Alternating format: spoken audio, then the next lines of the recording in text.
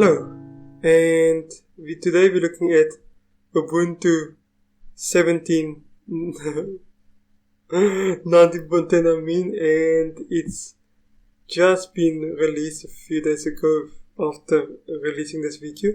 And today we're gonna just look at what you can do after installing Ubuntu 19.10 for the first time. And this will count for most Ubuntu releases in the past, not flavors. It's all Ubuntu, stock Ubuntu is stuff. So I'm gonna first show you on the login screen. You can choose between Ubuntu, which is basically an Xorg session, X11. So it is the older version of desktop and Wayland. So many times in Ubuntu 17.10, Wayland was the default, and many people preferred it because it's a new one. They're busy working on it, but many apps like screen recorders and things like that, and some games doesn't really work so well yet. So you can try it out, and if you have any issues, you can just go back to the other one, and then you will be fine. So I'm gonna choose Wayland now. It's all the same between the two. I haven't tried it out before yet, so it's something. Both looks the same, and yeah, I just wanted to see what's up. So it's basically, as you can see from the very beginning, it looks the same as your other session. So it's just the window manager, I think. As you can see, my internet sometimes has issues, so that's not something you will experience. It's something I will experience because my internet has some issues. And then the first thing you have to do when you set up your computer is you have to do an initial setup. You don't have to connect any of these ones if you don't want to. You can either improve Ubuntu by sending, and let's have a look at it. By sending this information. So it just says what version if you're running, on what machine, something about your processor, and then the architect, how much RAM you have, and just like basic info which will help them to know what hardware people is actually using, and then they can work better on it. If you don't want them to get your data, you can just say no, don't send system info, but for me that's absolutely fine. So I don't know how often they're sending it. So we will come back to the privacy settings soon, and then you can also go to the software center to install apps. So because my internet connection is so slow and might not even work, this might take a very, very long time to do. Otherwise it might fly, and you can install software from here, and you can also subscribe to this channel because I will make like basic tutorials like how to install Steam, Google Chrome, and Minecraft and apps like that to just get you off. And then while the software center is opening up, the updates have just arrived, and even if you have if you are installing Ubuntu 19.10 just when it's been released, there might be updates already. And if you are like a month afterwards, there will be updates. So just update your system before it. If this doesn't appear, you can just go to your menu and type in updates, and then the same thing will appear. So it's very important to just keep your system up to date. And then the next thing is also about updates. We're going to software and updates. Here you can manage updates. As you can see, waiting for packets to exit because our software center is also on and my internet is slow. Hopefully in a month's time or so I will get good internet again. So the other app which we opened up is here you can do a lot. You can change your server from where you want to download your updates and packages and things like that too. If you don't like the one you are in, you can add these repos.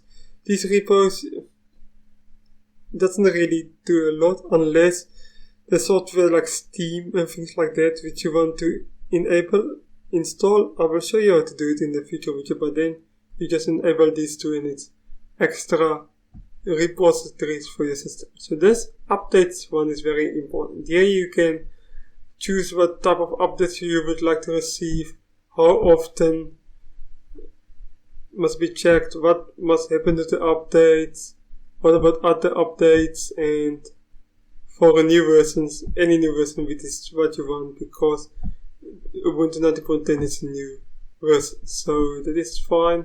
Here, if your computer have different drivers and things like that, because in Ubuntu 19.10 by default the NVIDIA priority drivers is here. If you have an NVIDIA card and you can just enable what you want. Of course my internet is a bit slow, and just apply changes.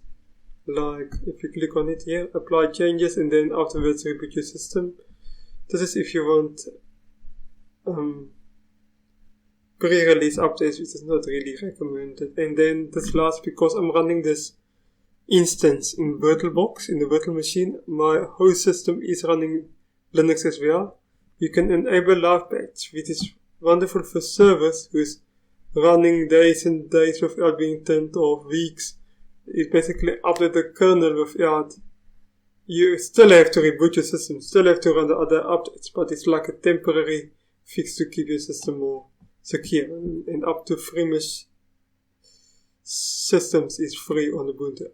After that you have to pay a bit. So in the dock you can remove icons if you like, and you can also add icons if you like. So let's quickly go to LibreOffice, and I like my Excel. So then you can just pull it over. Crazy stuff, but it works. And yeah, so let's go to the system settings now.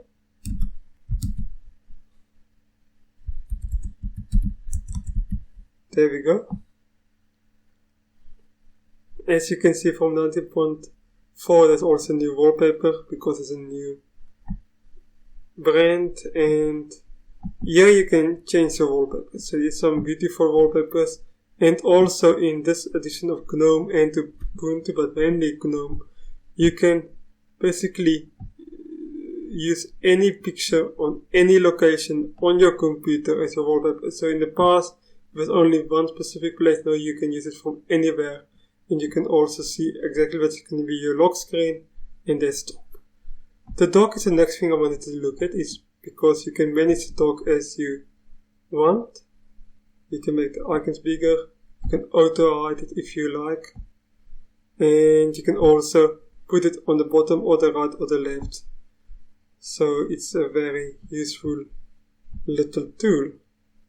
Then the next thing I want to look at, it's all in the settings still now, is notifications. You can completely turn off notifications if you want to, or you can turn specific ones off as you want to. You can enable, you can manage your search when you type in, for instance, here tweaks.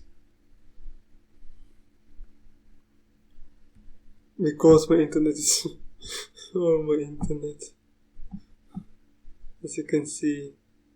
But the software center opened up, so my internet does exist, but it's not very good. So let's try again now. As you can see, it looks in the system settings, and if we can manage to find some internet to look for the software center, it will all be here, so you can easily search for applications here, and you can manage it here as you want. So universal access, if you need any of these, like an online keyboard or a screen keyboard or something like that, it's possible. You can add online accounts here, it's all things you can do. In privacy, you can manage your privacy here. So as you can see, screen lock is on. You can turn it off. Of course, you can turn it off if you like to, and all these other options as well. Applications, not much I want to say here. Also, you can turn notifications off and on here for specific things.